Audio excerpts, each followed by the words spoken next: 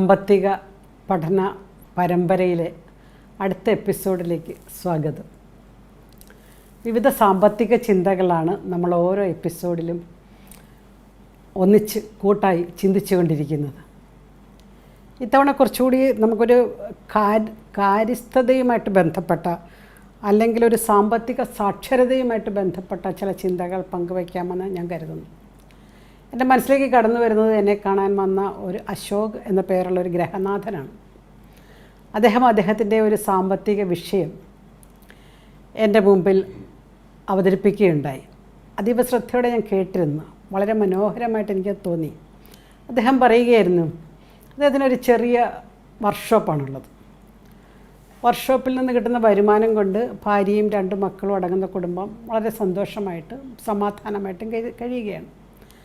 വളരെ കാര്യസ്ഥതയുള്ള അല്ലെങ്കിൽ വളരെ നല്ല രീതിയിൽ സാമ്പത്തിക ചിന്തകളുള്ള ഒരു നല്ല ഗ്രഹനാഥൻ. യാതൊരു ബുദ്ധിമുട്ടും അറിയിക്കാതെയാണ് തൻ്റെ ഭാര്യയെയും മക്കളെയും ഒക്കെ വളർത്തുന്നത്. അടുക്കളയുടെ ആവശ്യങ്ങളോ മറ്റു കാര്യങ്ങളോ ഒക്കെ ഒന്നിനും കുറവ് വരുത്താതെ മക്കൾക്ക് ഇടയ്ക്കിടയ്ക്ക് അല്പം പോക്കറ്റ് മണിയൊക്കെ കൊടുത്ത് സന്തോഷത്തോടെ മുന്നോട്ട് പോയിക്കൊണ്ടിരുന്നൊരു കുടുംബം. പെട്ടെന്ന് അദ്ദേഹത്തിൻ്റെ സ്വഭാവത്തിൽ മാറ്റം വന്നു. ഭാര്യയ്ക്കും മക്കൾക്കും പിടുത്തം കിട്ടിയില്ല. അദ്ദേഹം ഒരു പിശുക്കൻ എന്ന് പറയുന്നതിനേക്കാളേറെ ഒരു മിതവ്യയത്തിലേക്ക് പോകുന്നതായിട്ട് കണ്ടു. വീട്ടിൽ ചിലവ് അടുക്കള ആവശ്യത്തിനും കൊടുത്തുകൊണ്ടിരിക്കുന്ന പണത്തിൻ്റെ വിഹിതം വെട്ടിക്കുറച്ചു. യാത്രകൾ, വിനോദങ്ങൾ, പ്രത്യേകിച്ച് സിനിമ തുടങ്ങിയ കാര്യങ്ങൾ, അതിൻ്റെയൊക്കെ എണ്ണം വളരെയധികം കുറച്ചു. മക്കൾക്ക് കൊടുക്കുന്ന പോക്കറ്റ് മണിയൊക്കെ വേണ്ട എന്ന് വെച്ചു. ഈ അച്ഛൻ്റെ അമ്മയുടെയൊക്കെ ഈ ഒരു മാറ്റം മക്കൾക്ക് ഒട്ടും ഉൾക്കൊള്ളാനായില്ല. മക്കൾ പലപ്പോഴും അച്ഛനോട് മറുതലിക്കാൻ തുടങ്ങി. ഞങ്ങൾക്ക് പഴയ അച്ഛനെ മതി, പുതിയ അച്ഛനെ വേണ്ട എന്നൊക്കെ പറഞ്ഞു തുടങ്ങി. ഭാര്യയ്ക്കും ഇടയ്ക്കിടയ്ക്കൊക്കെ ദേഷ്യം വന്നു. ഇദ്ദേഹത്തിൻ്റെ ഒരു മിതവ്യയശീലം, ത്രിഫ്റ്റ് എന്ന് പറയും, പിശുക്കല്ല, മിതവ്യയം, ആവശ്യത്തിന് മാത്രം കൃത്യമായി ചിലവാക്കുന്ന രീതിയിലാണ് നമ്മൾ മിതവ്യയം എന്ന് വിളിക്കുന്നത്. ഇതിനിടയിൽ അദ്ദേഹം ഭാര്യയെ വർക്ക്ഷോപ്പിൽ കൊണ്ടുപോയി വർക്ക്ഷോപ്പിലെ മെക്കാനിക്കായിട്ടുള്ള കാര്യങ്ങളുടെ ചില ബാലപാഠങ്ങൾ ഭാര്യയും പഠിപ്പിച്ചു. അവളെക്കൊണ്ട് തന്നെ ഒരു 2 വീലർ സ്റ്റാർട്ട് ചെയ്യാനും ഒരു 2 വീലർ അഴിച്ചു പണിയാനും വീണ്ടും അസംബിൾ ചെയ്യാനും ഒക്കെയുള്ള ചില ബാലപാഠങ്ങൾ അവൾക്ക് കൊടുത്തു. അപ്പോൾ അവൾക്ക് ദേഷ്യം വന്നു. എന്തിനാണ് ഇതൊക്കെ എന്നെ പഠിപ്പിക്കുന്നത്? ഞാൻ വർക്ക്ഷോപ്പ് നടത്താൻ പോകണം എന്നൊക്കെ പറഞ്ഞ് അവൾ ദേഷ്യപ്പെടുമായിരുന്നു. അപ്പോഴും അദ്ദേഹം ഒന്നും പറഞ്ഞില്ല. കുറച്ച് നാളുകൾക്ക് ശേഷമാണ് ഈ കുടുംബാംഗങ്ങൾ അറിയുന്നത് അദ്ദേഹത്തിന് വളരെ സീരിയസായ ഒരു രോഗമുണ്ടെന്ന് കണ്ടെത്തിയായിരുന്നു. ആ സീരിയസായ രോഗം മൂലം താൻ അധികകാലം ജീവിച്ചിരിക്കില്ല എന്ന ചിന്തയിൽ നിന്നാണ് അദ്ദേഹം വീട്ടിലെ കാര്യങ്ങളിൽ ഇത്രമാത്രം ഒരു കടുംപിടുത്തം, ഒരു പിടിവാശിയും വെച്ചത്. താൻ മരിച്ചു കഴിഞ്ഞാൽ തൻ്റെ ഭാര്യയും മക്കളും എങ്ങനെ ജീവിക്കും എന്നുള്ള ചിന്ത അദ്ദേഹത്തിനെ അലട്ടുകയും അവരെ ജീവിക്കാൻ പ്രാപ്തരാക്കുകയും ചെയ്യുക എന്നുള്ളതായിരുന്നു അദ്ദേഹത്തിൻ്റെ ലക്ഷ്യം. അതിനാണ് ഭാര്യയെ തൊഴിൽ ഓടിപ്പിച്ചതും മക്കളെ ചെറിയ ജീവിതത്തിലേക്ക് നയിച്ചുകൊണ്ട് പോയതുമെല്ലാം. എല്ലാ കാര്യത്തിലും അദ്ദേഹം ഏർപ്പെടുത്തിയ സാമ്പത്തിക നിയന്ത്രണം അദ്ദേഹം തന്നെ ഭാര്യയെ പിന്നീട് ബിസിനസ് പങ്കാളിയാക്കുകയൊക്കെ ചെയ്തു. ഈ സാമ്പത്തിക നിയന്ത്രണം കുട്ടികൾക്ക് ആദ്യം മനസ്സിലായില്ലെങ്കിലും പിന്നീട് കാര്യങ്ങൾ അറിഞ്ഞപ്പോഴും അവർക്ക് മനസ്സിലായി അച്ഛനെടുത്ത സ്റ്റെപ്പ് വളരെ നല്ലതായിരുന്നു, വളരെ ശരിയായിരുന്നു എന്ന്. പല കുടുംബങ്ങളിലും നമ്മൾ ശ്രദ്ധിച്ചിട്ടില്ലേ, അച്ഛന്മാർ അല്ലെങ്കിൽ ഗ്രഹനാഥന്മാർ സാമ്പത്തിക കാര്യങ്ങളിൽ വലിയ ഉത്തരവാദിത്വം ഏറ്റെടുക്കുന്നവരുണ്ട്. ഒത്തിരി ഉത്തരവാദിത്വം എന്ന് പറഞ്ഞു കഴിഞ്ഞാൽ പലപ്പോഴും അവർ സാമ്പത്തിക രംഗത്തെ അവരുടെ കൈപ്പിടിയിൽ ഒതുക്കാനുള്ള അവരുടെ പരിശ്രമത്തെ നമുക്ക് കാണാൻ സാധിക്കുന്നുണ്ട്. പലപ്പോഴും അച്ഛന്മാരെന്ന് ഞാൻ ഉദ്ദേശിക്കുന്നത് ഈ ഗ്രഹനാഥന്മാരെയാണ്. ഈ ഗ്രഹനാഥന്മാരെടുക്കുന്ന ചില സാമ്പത്തിക തീരുമാനങ്ങളോട് ചേർന്ന് പോകാൻ വീട്ടിലെ ബാക്കിയുള്ളവർക്ക് വളരെ ബുദ്ധിമുട്ടായിട്ട് കണ്ടിട്ടുണ്ട്, പ്രത്യേകിച്ച് ഭാര്യയ്ക്കും മക്കൾക്കും. കാരണം അവരുടെ സാമ്പത്തിക ബുദ്ധിമുട്ട് സാധാരണ മക്കളെ അല്ലെങ്കിൽ ഭാര്യനെ അറിയിക്കാറില്ല. പ്രശ്നങ്ങളൊന്നും അറിയിക്കാതെ കാര്യങ്ങളാണ് നടത്തുന്നത്. അതുകൊണ്ട് തന്നെ മക്കൾക്ക് എപ്പോഴും അമ്മ വലുതും അപ്പനൊരു കർക്കശക്കാരനുമാണ്. അമ്മ ആണ് ഏറ്റവും നല്ലത്. അല്ലെങ്കിൽ അമ്മ നമ്മൾ ശ്രദ്ധിച്ചിട്ടില്ലേ, കുടുംബങ്ങളിൽ അമ്മ എന്ന വികാരങ്ങളോട് ചേർന്നാണ് നിൽക്കുന്നത്. അതുകൊണ്ട് തന്നെ മക്കൾക്ക് അമ്മയോട് കുറച്ച് അടുപ്പമുണ്ട്. അപ്പനെന്നും തീരുമാനങ്ങളോട് ചേർന്നാണ് നിൽക്കുന്നത്. ഈ തീരുമാനങ്ങളോട് ചേർന്ന് നിൽക്കുന്നത് കൊണ്ട് തന്നെ സ്ഥായിയായ ഓർമ്മകൾ പിടിച്ചു നിർത്താൻ തക്ക വിധത്തിലുള്ള അതൊന്നും അപ്പൻ്റെ ഭാഗത്തുനിന്ന് ഉണ്ടാകത്തില്ല. മാത്രമല്ല സ്നേഹം പ്രകടിപ്പിക്കാറില്ല. പ്രകടിപ്പിക്കുന്ന ഒന്ന് ശരിയല്ല എന്ന് ചിന്തിക്കുന്നവരാണ്. അച്ഛനോട് പറഞ്ഞു കൊടുക്കും എന്ന ഭീഷണിയുടെ മുമ്പിൽ അച്ഛനെ വലിയ ഏതോ ഒരു ഭീകരജീവിയായിട്ട് അമ്മ അവതരിപ്പിക്കുകയും ചെയ്യാറുണ്ട്. വൈകുന്നേരങ്ങളിൽ നമ്മൾ ശ്രദ്ധിച്ചിട്ടില്ല, ചില വീടുകളിലൊക്കെ അച്ഛൻ വരുന്ന സമയമാകുമ്പോൾ വീട്ടിലെല്ലാം അങ്ങ് ചിട്ടയാകും. മക്കളുടെ പഠനവും ടി വി ഓഫ് ചെയ്യലും മറ്റ് പല കാര്യങ്ങളുമൊക്കെ അതായത് പലതരം നിയന്ത്രണ വിധേയമാകുന്നത് നമുക്ക് കാണാൻ പറ്റും. ജീവിതത്തിൻ്റെ രണ്ടറ്റവും കൂട്ടിമുട്ടിക്കാൻ പാടുപെടുന്ന ഗ്രഹനാഥന്മാർ എന്ന നിഴലായി മാറ്റപ്പെടുകയാണ് ചെയ്യുന്നത്. അച്ഛൻ കൊണ്ട് വെയിലാണ് തങ്ങളുടെ ജീവിതമെന്ന് പിള്ളേർ മനസ്സിലാക്കണമെങ്കിൽ അവരും ആ അപ്പൻ്റെ സ്ഥാനത്ത് എത്തിക്കഴിയുമ്പോഴേ മനസ്സിലാവുള്ളൂ. പലപ്പോഴും നിങ്ങൾ ശ്രദ്ധിച്ചിട്ടുണ്ടോ എന്നറിയത്തില്ല, 10 മാസം ചുമന്ന കഥ അമ്മ പല പ്രാവശ്യം പറയാറുണ്ട്. എന്നാൽ രാത്രിയെ പകലാക്കി മാറ്റി പണിയെടുത്ത അപ്പന്മാർ ഇങ്ങനത്തെ കഥകളൊന്നും പറയാറില്ല. അതുകൊണ്ട് തന്നെ അപ്പനെ മനസ്സിലാക്കാൻ പലപ്പോഴും പല വീട്ടിലും സാധിക്കാറില്ല. മക്കളെ തല്ലിയതിന് ശേഷം രാത്രിയിൽ ഭാര്യയോട് അവർക്ക് നൊന്തോ അവർക്ക് വേദനിച്ചോ എന്ന് ചോദിക്കുന്ന അപ്പന്മാർ നമ്മുടെ കുടുംബത്തിലുണ്ട്. അപ്പൻ കരയുന്നത് മക്കൾ കണ്ടിട്ടുണ്ടാകത്തില്ല, പക്ഷേ ഭാര്യ കണ്ടിട്ടുണ്ടാകും, അമ്മ കണ്ടിട്ടുണ്ടാകും. പക്ഷെ അമ്മമാർ പലപ്പോഴും ഇത് മനസ്സിലാക്കാറില്ലെന്നുള്ളതാണ്. അതുകൊണ്ട് ഈ അമ്മയെന്ന പുഴയെ ധ്യാനിച്ച് അച്ഛനെന്ന കടലിലെത്താൻ പലർക്കും സാധിക്കാറില്ല. അച്ഛൻ ജീവിതത്തിൽ കൊടുക്കുന്ന കാണിക്കുന്ന അധികാരഭാവവും അല്ലെങ്കിൽ മറ്റ് പല പ്രയാസങ്ങളുമാണ്. തൻ്റെ കുഞ്ഞിനെ വേദനിക്കുമോ എന്ന് ഭയന്ന് അമ്മയുടെ വീർത്തു വരുന്ന ഉദരത്തിൽ ഗർഭത്തിലായിരിക്കുന്ന സമയമാണ് പറയുന്നത്, പതുക്കെ തലോടുന്ന മൃദുല വികാരമാണ് അച്ഛൻ.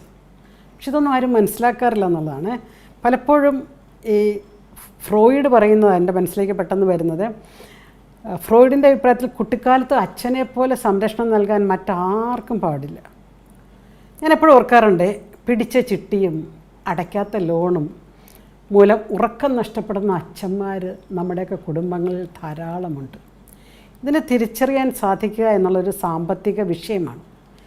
എന്തുകൊണ്ടാണ് നമ്മൾ പറഞ്ഞ സംഭവത്തിലെ അച്ഛൻ ഇത്രത്തോളം കർക്കശക്കാരനായത്? അതാണ് നമ്മുടെ വിഷയം. ഇത്രത്തോളം കർക്കശക്കാരനായത് അദ്ദേഹത്തിന് മനസ്സിലായി, പണത്തെ വളരെ കാര്യസ്ഥതയോടുകൂടി ഞാൻ കൈകാര്യം ചെയ്തില്ല എങ്കിൽ, പണത്തെ വളരെ മനോഹരമായി ഞാൻ പരിപാലിച്ചില്ല എങ്കിൽ എൻ്റെ അടുത്ത തലമുറ, അതായത് എൻ്റെ മക്കൾ ബുദ്ധിമുട്ടുന്നു.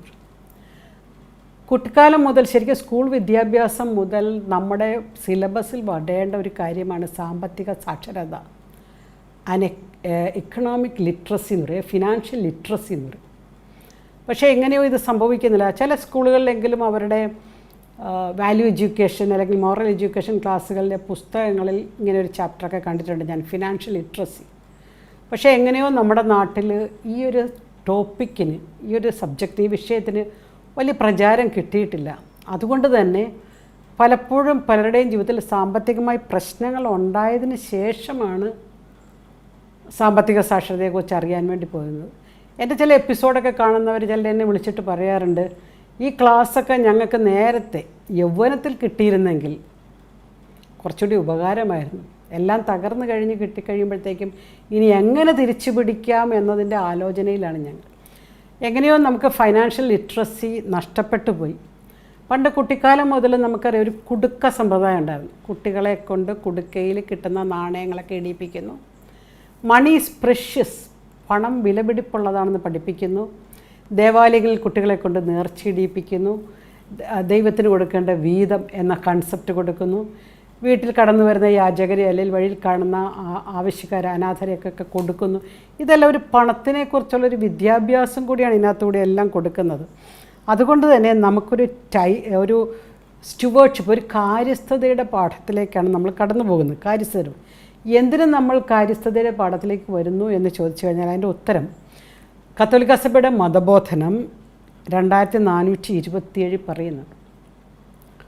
എന്തുകൊണ്ട് നമുക്ക് ലഭിച്ച സമ്പത്തിൻ്റെ കാര്യസ്ഥത അല്ലെങ്കിൽ കാവൽക്കാരൻ ഞാനാകണം, സ്റ്റുവേർഡ്ഷിപ്പ് ഞാൻ ഏറ്റെടുക്കണം.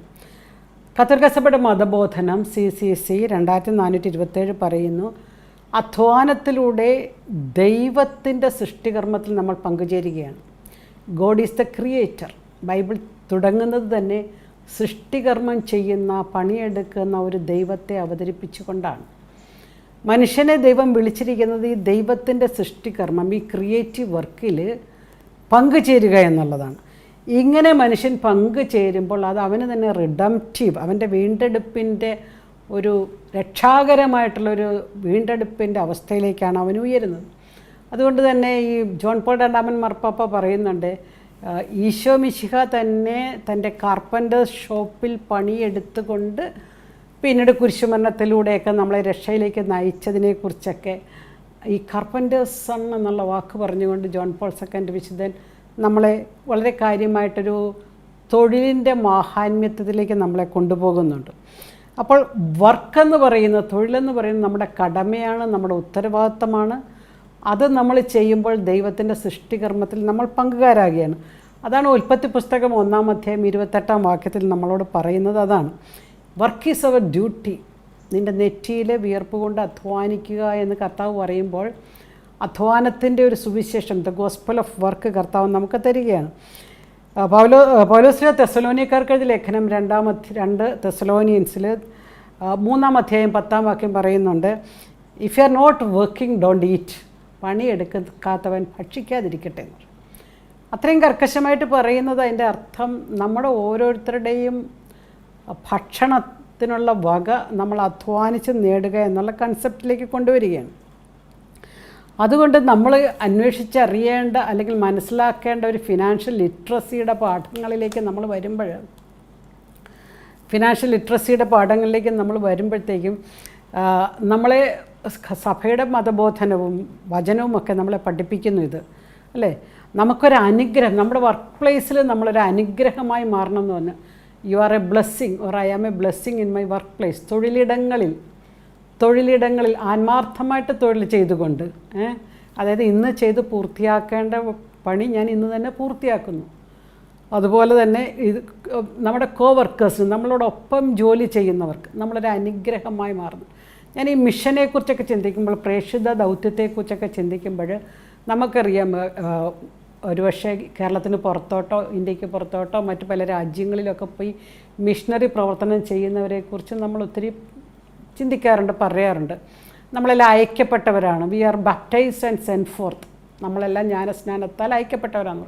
പക്ഷെ നമ്മൾ അയക്കപ്പെട്ട ഒരു പ്രേക്ഷിത വേലയുടെ ഒരു പ്രത്യേക സ്ഥലം നമ്മുടെ തൊഴിലിടങ്ങളും കൂടിയാണ്. അതായത് നമ്മുടെ തൊഴിലിടങ്ങളിൽ നമ്മളൊരു മിഷണറിയാണ്. ഇപ്പം ഞാനൊരു ടീച്ചറാണ്. എൻ്റെ ക്ലാസ് റൂം എന്നെ സംബന്ധിച്ചോളം എൻ്റെ മിഷണറി ഫീൽഡാണ്. എൻ്റെ ക്ലാസ്സിലിരിക്കുന്ന 40 കുഞ്ഞുങ്ങൾ, അവർക്ക് ഞാനൊരു മിഷണറിയാണ് എന്ന് പറഞ്ഞു കഴിഞ്ഞാൽ എൻ്റെ അറിവ് ഞാൻ അവർക്ക് പങ്കുവയ്ക്കുന്നു. എൻ്റെ സാമീപ്യം കൊണ്ട്, സാന്നിധ്യം കൊണ്ട്, കഴിവുകൾ കൊണ്ട്, ടൈം കൊണ്ട് അവരോടൊപ്പമായിരാൻ അവരെ വളർത്താൻ ശ്രമിക്കുമ്പോൾ ഞാൻ അവിടെ അയക്കപ്പെട്ട ഒരു മിഷണറിയാണ്. അപ്പോൾ നമ്മൾ എവിടെയായിരിക്കുന്നു, ഏത് തൊഴിലിൽ ഏർപ്പെട്ടിരിക്കുന്നു, ഒരു ടീച്ചറിനെ സംബന്ധിച്ചിടത്തോളം ക്ലാസ് റൂം, വിദ്യാർത്ഥികൾ അവരുടെ മിഷണറി ഫീൽഡെന്ന് പറഞ്ഞതുപോലെ തന്നെ ഒരു ഡോക്ടറിനെ സംബന്ധിച്ചിടത്തോളം ആശുപത്രിയും രോഗികളും എല്ലാം പ്രേക്ഷിത ചൈതന്യത്താൽ നിറയേണ്ട ഇടങ്ങൾ തന്നെയാണ്. ഒരു എഞ്ചിനീയറിനെ സംബന്ധിച്ചിടത്തോളം ഒരു പക്ഷേ ഉപയോഗിക്കുന്ന IT മേഖലയിലൊക്കെ ആണെങ്കിൽ ഒരു എന്താ പറയുക, നമ്മുടെ ലാപ്ടോപ്പ് ഉപയോഗിച്ചുകൊണ്ടുള്ള പണികളോ മറ്റെന്തെങ്കിലും ആകട്ടെ, മറ്റൊരു കമ്പനിക്ക് വേണ്ടി, അല്ലെ വിപ്രോയ്ക്ക് വേണ്ടി, ഇൻഫോസിന് വേണ്ടിയോ TCSന് വേണ്ടിയൊക്കെ നമ്മൾ പണിയെടുക്കുകയാണെങ്കിൽ നമ്മളായിരിക്കുന്ന ക്യാബിൻ അല്ലെങ്കിൽ ആ ഓഫീസ് സംവിധാനങ്ങൾ അതിൻ്റെ മിഷണറി ഫീൽഡാണെന്നുള്ള ചിന്ത വരുമ്പോഴത്തേക്കും തൊഴിലിനോടൊരു സമർപ്പണം വരുന്നു. ഈ തൊഴിലിനോട് സമർപ്പണം വരുമ്പോഴത്തേക്കും നമ്മൾ തൊഴിലിൽ നിന്നാണ് പണമുണ്ടാക്കുന്നത്. അപ്പോൾ ആ പണത്തോട് തന്നെ നമുക്കൊരു ബഹുമാനം. It is the result of my work. Money is the result of my work or done by me എന്നുള്ളത്. ഞാൻ എൻ്റെ തന്നെ കഴിവും ആരോഗ്യവും പണവും അറിവും നൽകിയതിന് എനിക്ക് കിട്ടിയ പ്രതിഫലം. ഇങ്ങനെ നോക്കുമ്പോഴത്തേക്കും പണത്തെ നമ്മളൊരു വലിയൊരു എന്താ പറയുക, ഒരു പ്രഷ്യസ്, മനോഹരമായ അല്ലെങ്കിൽ വിലപിടിപ്പുള്ള ദൈവം ഏൽപ്പിച്ച ഒന്ന്. അങ്ങനെ ദൈവം എന്നെ ഭരമേൽപ്പിച്ചതാണ് പണം എന്നുള്ള ചിന്ത വരുമ്പോഴാണ് നമുക്ക് പണത്തോടെ ഒരു കാര്യസ്ഥത വരുന്നത്. തോന്നുന്ന പോലെ ചിലവഴിക്കാൻ പറ്റാതാകുന്നത്, എനിക്കിഷ്ടമുള്ളതുപോലെ, എനിക്ക് തോന്നുന്നത് പോലെ അങ്ങനെയൊന്നും ചിലവഴിക്കാൻ പറ്റാതാകുന്നത് ഒരു വിശ്വസ്തതയുടെ, ദ ഫിഡിലിറ്റി, ദ സ്റ്റുവേർഡ്ഷിപ്പ്, ഒരു കാര്യസ്ഥതയുടെയൊക്കെ ഒരു അടയാളമാണ്. അതുകൊണ്ടാണ് ഈ അധ്വാനത്തിൻ്റെ സുവിശേഷം നമ്മൾ ആസ്വദിക്കണമെന്ന് പറയുന്നു. മത്തായിയുടെ സുവിശേഷത്തിൽ നമുക്കറിയാം, ഈശോ വയലിലെ കഥയെക്കുറിച്ച് ഉപമ പറയുന്നിടത്ത് പറയുന്നുണ്ട്, 11-ാം മണിക്കൂറിൽ അവൻ പുറത്തിറങ്ങിയപ്പോഴും ചന്തസ്ഥലത്ത് അലസരായി നിൽക്കുന്നവരെ അവൻ കണ്ടു. മുന്തിരിത്തോട്ടത്തിൻ്റെ ഉപമയിലാണ്. അവരോട് അവൻ പറഞ്ഞു, നിങ്ങളും പണിസ്ഥലത്തോട്ട് പോവുകയും. ഈ അധ്വാനത്തിൻ്റെ സുവിശേഷം വളരെ പ്രധാനപ്പെട്ടതാണ്. 11-ാം മണിക്കൂറിലും അലസരായി നിൽക്കാതെ ഇനിയാണേലും പണിയെടുക്കാനുള്ള സ്കോപ്പുണ്ട്, സാഹചര്യമുണ്ട് എന്നുള്ളത് നമുക്കറിയാം. ഫിലിപ്പിക്കാർക്ക് ലേഖനത്തിൽ 4-ാം അധ്യായം 19-ാം വാക്യത്തിൽ നമ്മൾ വായിക്കുന്നത് നമുക്ക് സുപരിചിതമായ വാക്യമാണ്. God will supply all our needs. എൻ്റെ ദൈവം സമ്പന്നനാണ്. ഈ സമ്പന്നനായ ദൈവം എൻ്റെ ആവശ്യങ്ങളെല്ലാം എനിക്ക് തരും. ഈ സമ്പന്നനായ ദൈവം നമ്മുടെ ആവശ്യങ്ങൾക്കായിട്ടുള്ള പണം നമുക്ക് തരുന്നത് നമ്മളും കൂടി സഹകരിക്കുമ്പോഴാണ്.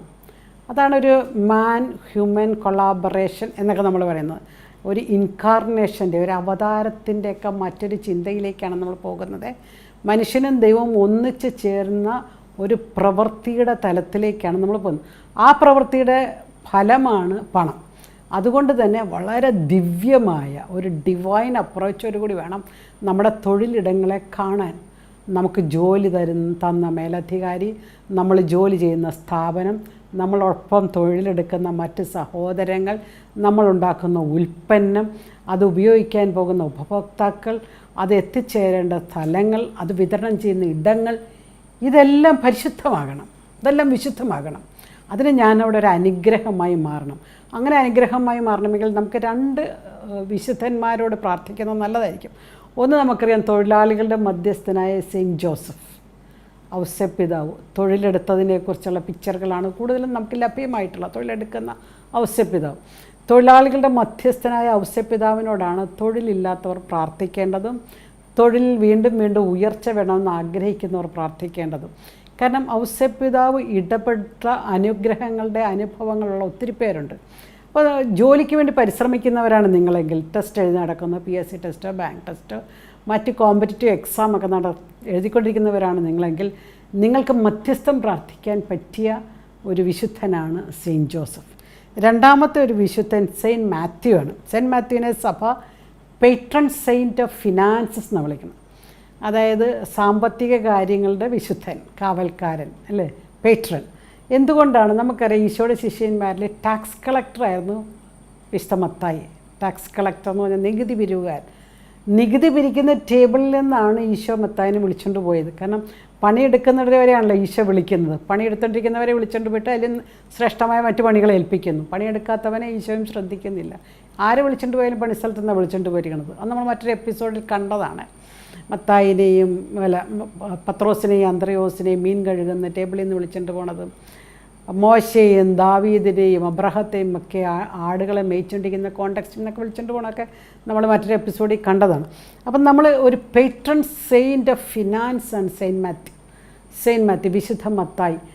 വിശുദ്ധ മത്തായിയുടെ സുവിശേഷത്തിൽ അതുകൊണ്ട് തന്നെ നമ്മൾ വായിച്ചു പോകുമ്പോൾ പണവുമായിട്ട് ബന്ധപ്പെട്ട ഒത്തിരി ഉപമകൾ കണ്ടെത്താൻ പറ്റും, ഒത്തിരി സംഭവങ്ങൾ ഒക്കെ നമുക്ക് കണ്ടെത്താൻ പറ്റും.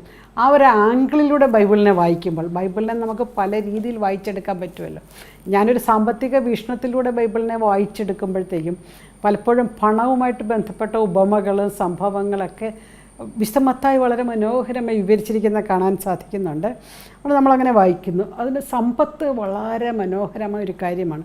പലപ്പോഴും ചിലരെങ്കിലുമൊക്കെ ഈ സമ്പത്തിനെക്കുറിച്ച് പറയുന്നത് സമ്പന്നന്മാർ ഒട്ടകം സൂചിക്കുഴയിലേക്ക് പോകാൻ പറ്റാത്തതുപോലെ തന്നെ സമ്പന്നന്മാർ ദൈവരാജ്യത്തിൽ പ്രവേശിക്കത്തില്ല, അല്ലെങ്കിൽ സമ്പത്തിനെക്കുറിച്ച് ചിന്തിച്ച് പാപം ചെയ്യരുത്, ഇങ്ങനെയൊക്കെയുള്ള ഒത്തിരി പാഠങ്ങൾ നമ്മൾ കേൾക്കുന്നുണ്ട്. അതിലൂടെയൊക്കെ നമ്മളെ പരിശ്രമിക്കുന്നത് അല്ലെങ്കിൽ പഠിപ്പിക്കാൻ പരിശ്രമിക്കുന്നത് supreme priority, the absolute priority പണത്തിന് കൊടുക്കരുത് എന്നുള്ളതാണ്. അബ്സല്യൂട്ട് പണം നമ്മുടെ പ്രയോറിറ്റിയാണ്, മുൻഗണനയാണ്. പക്ഷേ അത് അബ്സല്യൂട്ട്, ഏറ്റവും ഉദാത്തമായ ഏറ്റവും ശ്രേഷ്ഠമായ പ്രയോറിറ്റി അല്ല. എന്നൊക്കെ അതിലും വലിയ പല കാര്യങ്ങളും ഉണ്ട്. പ്രത്യേകിച്ച് നമ്മൾ പറയുന്നല്ലേ, ആദ്യം ദൈവത്തിൻ്റെ രാജ്യവും നീതിയും അന്വേഷിക്കുകയും ബാക്കിയുള്ളതെല്ലാം കൂട്ടിച്ചേർക്കപ്പെടും.